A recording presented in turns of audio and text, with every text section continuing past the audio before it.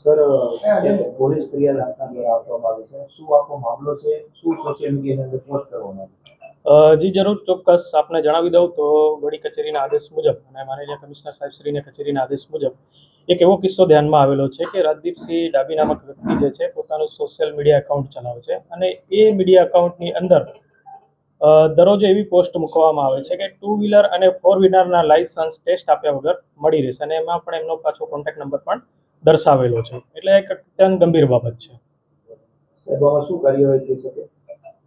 આમાં કાયદેસરની કાર્યવાહી મુજબ અને આઈપીસી ના ધારાધોરણ મુજબની કાર્યવાહી કરવા માટે બી ડિવિઝન પોલીસ સ્ટેશનની અંદર અત્રેની કચેરી દ્વારા કાયદેસરની કાર્યવાહી કરવા માટે જણાવ્યું છે. ટેસ્ટ આપની ફરજિયાત હોય છે, તો આ વ્યક્તિ દ્વારા જે રીતના અહીં જે સોશિયલ મીડિયા પોસ્ટ મૂકવામાં આવે છે, આનાથી એવું પણ જાહેર થાય છે કે આરટીઓ કચેરીની અંદર ક્યાંક એજન્ટ રાજ હજુ પણ ચાલતું હોય છે.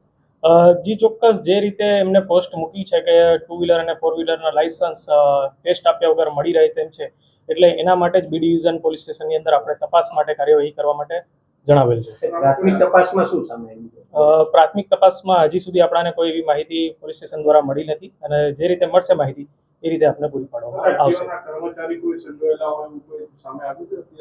ના, અત્યાર સુધી એવા કોઈ પણ કિસ્સા બહાર નથી આવ્યા અને જે તપાસ ચાલશે એના પરથી જે પણ છે સૂત્રોચ્ચાર મુજબ આગળની કાર્યવાહી કરવામાં આવશે. ગઈકાલે રાત્રે અરજી અપાઈ ગઈ છે કાયદેસરની કાર્યવાહી માટે અને જો આગળ કોઈ પણ સૂત્રોચ્ચાર કે કોઈ પણ આવા તત્વો ધ્યાને આવશે તો એના પર કાયદેસરની એફઆઈઆરની દાખલ કરવાની કાર્યવાહી કરવામાં આવશે. ખરેખર શું પ્રોસિજર હોય છે લાયસન્સ માટેની અને કેટલા રૂપિયાની ફી લેવામાં આવતી છે આરટીઓ દ્વારા? જી જરૂર, ચોક્કસ હું તમને એમાં જણાવી દઉં કે પરિવહન ડોટ આપણે ગવર્મેન્ટની જે વેબસાઇટ છે એના પર જઈને આપણે ઓનલાઈન પ્રોસેસ કરવાની રહેતી હોય છે અને એ પ્રોસેસની અંદર તમે 2 વ્હીલર કે 4 વ્હીલરના લાયસન્સ માટેની પ્રક્રિયા કરી શકો છો અને એ તમામ પ્રક્રિયા ઓનલાઈન હોય છે. હવે આ ઓનલાઈન પ્રક્રિયાની અંદર તમારે ફીસ માટે પણ ઓનલાઈન જ પોર્ટલ પર ફીસ તમારી પેમેન્ટ કરવાની હોય છે. માની લો કે તમારી જોડે ખાલી 2 વ્હીલરનું લાયસન્સ લેવું છે વિધાઉટ ગિયર કે વિથ ગિયરનું, તો તમે 950 રૂપિયાની ફીસ ભરી અને ઓનલાઈન એપ્લિકેશન કરી અને જે તે નજીકની આઈટીઆઈમાં તમે ટેસ્ટ આપી અને ત્યારબાદ કચેરી ખાતે ડ્રાઇવિંગ ટેસ્ટ આપવાનું હોય છે. ટેસ્ટમાં સેટિંગ કરી આપશે એવી વાત સામે આવી છે. આ કોઈ વાતમાં શક્ય છે, તથ્ય છે આવું? જે રીતે એ લોકો કહી રહ્યા છે કે 2 વ્હીલર અને 4 વ્હીલરના ટેસ્ટ આપ્યા વગર લાયસન્સ મળી રહે છે, પરંતુ આરટીઓ રાજકોટ કચેરીની વાત કરું તો અહીંયા ટોટલી જે પ્રકારના ટેસ્ટ થાય છે એ અરજદારને આવ્યા પછી એમનું વેરિફિકેશન થયા બાદ જ એમની કાર્યવાહી કરવાની થતી હોય છે. સર, કોઈ આ આરટીઓમાં કોઈ અધિકારીઓ સંડોવાયેલા હશે તો કાર્યવાહી કરવામાં આવશે? જી જરૂર, ચોક્કસ એમાં પણ આગળ કાર્યવાહી કરવામાં આવશે.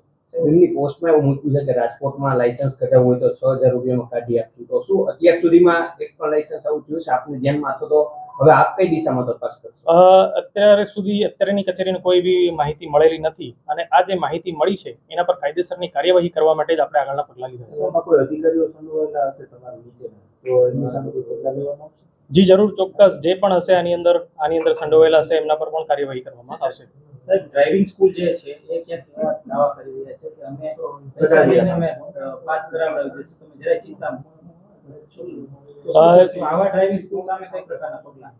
જી જરૂર, ચોક્કસ જે તમે વાત કરી છે કે આવી રીતે ડ્રાઇવિંગ સ્કૂલવાળા પણ જો આવી રીતે કોઈ પણ કાર્યવાહી કરતા હશે તો અત્યારે હાલ લાસ્ટ વીકમાં પણ આપણે ડ્રાઇવિંગ સ્કૂલોની તપાસણી સોંપવામાં આવેલી હતી અને જો આવી કોઈ પણ પ્રકારની કાર્યવાહી કરતા પકડાશે તો તેમના ડ્રાઇવિંગ લાયસન્સ રદ કરવાની પણ કાર્યવાહી કરવામાં આવશે.